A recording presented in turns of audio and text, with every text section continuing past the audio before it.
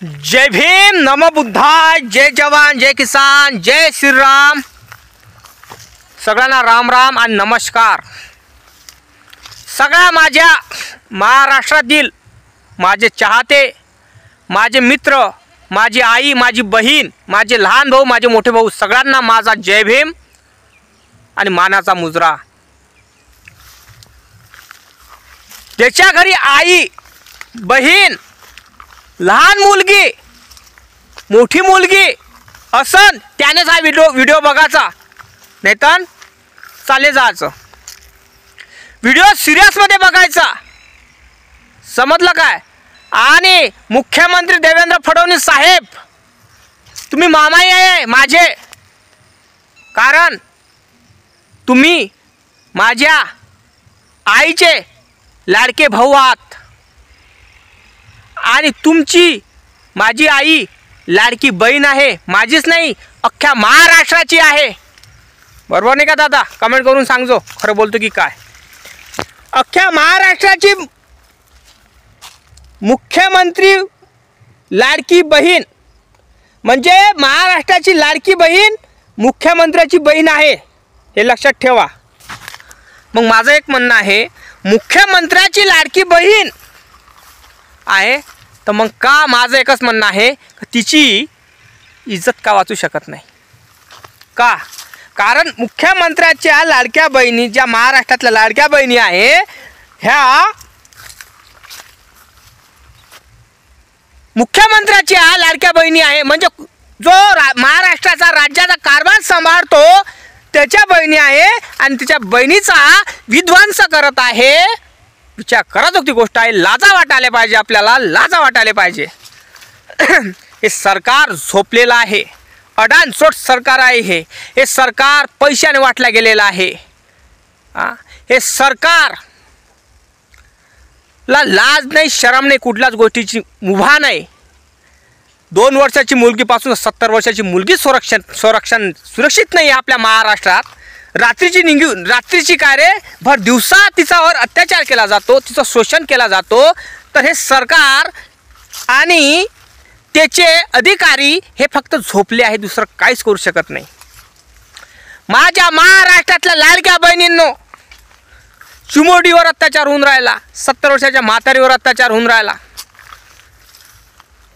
तुमच्या भावाला गरजवरून डंका द्या आणि म्हणा, हे दादा, काय म्हणा, हे दादा, मी तुझी लाडकी बहीण आहे, मी तुला मत दिलं, माझ्यामुळे तू मुख्यमंत्री झाला आणि राज्याचा कारभार सांभाळून राहिला, माझ्यामुळे तू खुर्चीवर बसून राहिला आणि माझी इज्जत निछावर आहे, माझी इज्जत उघड्या पडून राहिली। माझ्या इज्जतीवर कोणी दाव लक्ष ठेवून राहिला, कोणी वाईट नजर ठेवून टाकून राहिला। आता माझ्या इज्जतीचा रक्षा तू करू शकतं, कोणी नाही। कळलं काय? कारण तुमच्या भावापाशी सगळ्या गोष्टीचे धागेदोरे आहेत, तुमच्या भावापाशी सगळ्या गोष्टी आहे, कोणापाशी नाही आहे। माझ्या महाराष्ट्रातल्या लाडक्या बहिणींनो, तुम्हाला सांगून राहिलो, माझ्या महाराष्ट्रातल्या लाडक्या बहिणींनो, तुम्हाला सांगण्याचा एकच प्रश्न हा आहे माझा, की सुरक्षित का नाही आहे लाडक्या बहिणी? 3 वर्षापासून तर 70 वर्षाची म्हातारी सुरक्षित नाही आहे ह्या महाराष्ट्रात। मग लाजा वाटायला पाहिजे या सरकारला, की फक्त काय खुर्चीसाठी बहिणी बनवल्या काय? म्हणजे मताची आली कडकी म्हणून गेली बहीण लाडकी, बस म्हणजे मतापर्यंतच, मतासाठीच, वोटिंगसाठीच तुम्ही बहिणी बनवल्या का लाडक्या? हे माझं मत आहे। मी चुकीचा बोलत असेल तर नक्की कमेंट करा मला, अरे बेटा तू चुकीचा बोलत असन आणि सपोर्ट करणारे असन तर प्लीज लाईक आणि फॉलो करायला विसरू नका, ठीक आहे? यूट्यूब बघत असाल तर लाईक आणि चॅनलला सबस्क्राईब करायला विसरू नका आणि कमेंट करून सांगा की बेटा तू चुकीचा बोलत आहे।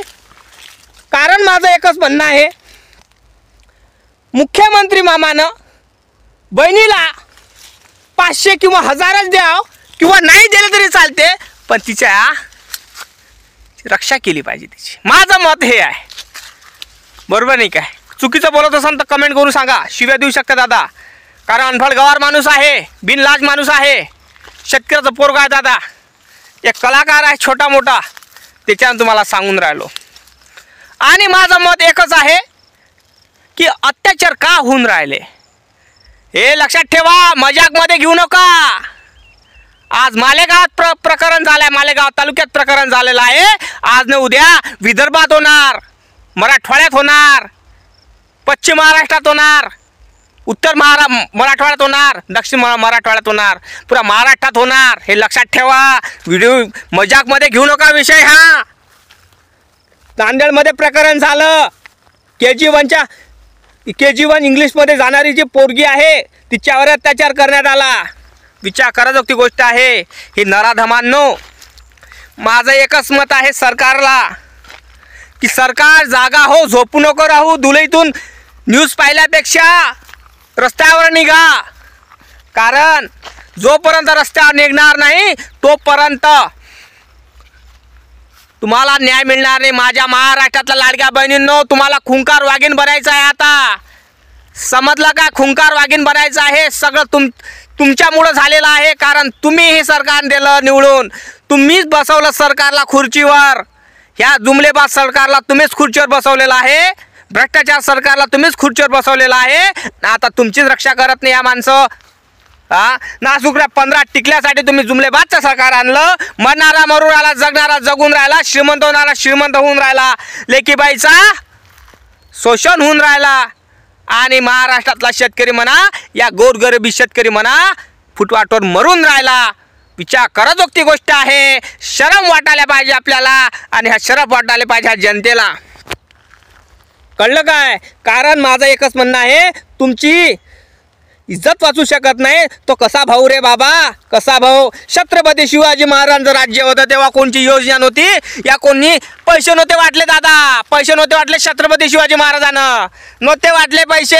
अरे बांगुळ्यांनो, गुखायांनो, भ्रष्टाचाऱ्यांनो, नेतागिरींनो, छत्रपती शिवाजी महाराजांचं शासन होतं तेव्हा 3 वर्षाची बाई असो, 3 वर्षाची महिला असो, या मुलगी असो, या 70 वर्षाची महिला असो, तिची अब्रू सुरक्षित राहायची. छत्रपती शिवाजी महाराजांचं राज्य होतं. कळलं काय? छत्रपती शिवाजी महाराजांचा दरारा होता. धगधगता दिवा होता, धगधगता सूर्य होता. छत्रपती शिवाजी महाराज आहे आणि राहणारच. पण माझं मत एकच आहे, तेव्हा फक्त एकच योजना चालायची, लाडकी बहीण सुरक्षित योजना. पण आता एवढी लाडकी बहीण, मुख्यमंत्री लाडकी बहीण योजना चालू आहे, म्हणजे मुख्यमंत्र्याची बहिणी होई सुरक्षित नाही आहे, असुरक्षित आहे. लाजा वाटायला पाहिजे, लाजा. अरे 3 महिन्याची पोरगी सुरक्षित नाही आहे तर 70 वर्षाची म्हातारी काय सुरक्षित राहणार रे? काय सुरक्षित राहणार? अरे जी महिला प्रेग्नेंट राहते ना, गर्भात राहते ना, ती मुलगी पण सुरक्षित राहत नाही दादा, ते पण सुरक्षित राहत नाही. आणि जेव्हा पोटाच्या बाहेर पडते ना तेव्हा पण सुरक्षित राहून नाही राहिली मुलगी. मग विचार करायची गोष्ट आहे, किती शर्मा वाटायला पाहिजे, शर्मा वाटायला पाहिजे. गु खाता की काय खाता, का डुकरं खाता, काय खाता तुम्ही, का माती खाता, का जनावर आहे की काय आहे, काही समजून राहिलं नाही. कसं रे सरकार, काय रे? माझं एकच म्हणणं आहे, महाराष्ट्रातल्या शोषित, पीडित, वंचित, बहुजन, खाली दर्जातील सगळे माझे भाऊ बहीण, त्यांना माझं एकच म्हणणं आहे, दादा हे सरकार आपल्यासाठी नाही आहे, हे सरकार आपल्यासाठी नाही आहे. मालेगाव तालुक्यातील जी मुलगी चिमुकलीवर अत्याचार झाला दादा, तो अत्याचार एखाद्या श्रीमंतावर झाला असता, उद्योगपत्यावर झाला असता तर समजलं असतं, देवा पुरा महाराष्ट्र भेटून टाकला असता. कळलं काय? पण असं नाही आहे, असं होणार नाही. कारण सर्वसामान्याची मुलगी आहे दादा ते, आणि त्याच्या सरकार लक्ष देणार नाही, हे पण सांगून देतो मी तुम्हाला. कारण इथं भ्रष्टाचार भ्रष्टाचार भ्रष्टाचार, तारीख पर तारीख दिली जाते. आणि जो अत्याचार करतो, जो चोरी करणारा असतो, तो भ्रष्टाचारी असतो, तो कुत्रा असतो, तो शोषण करणारा असतो, हा गलीने फिरत राहते दादा. त्याला 4 ते 5 महिन्याची या 4 महिन्याची या 6 वर्षाची सजा मिळणार, बस सुटून जाणार. मग अजून तो दुसऱ्याला लोंदे तोडण्यासाठी प्रयत्न करणार. असं आहे दादा, हे खरं बोलून कमेंट करून सांग. जय भीम, नमः बुद्धाय, जय शिवराय, जय जवान, जय किसान, जय संविधान.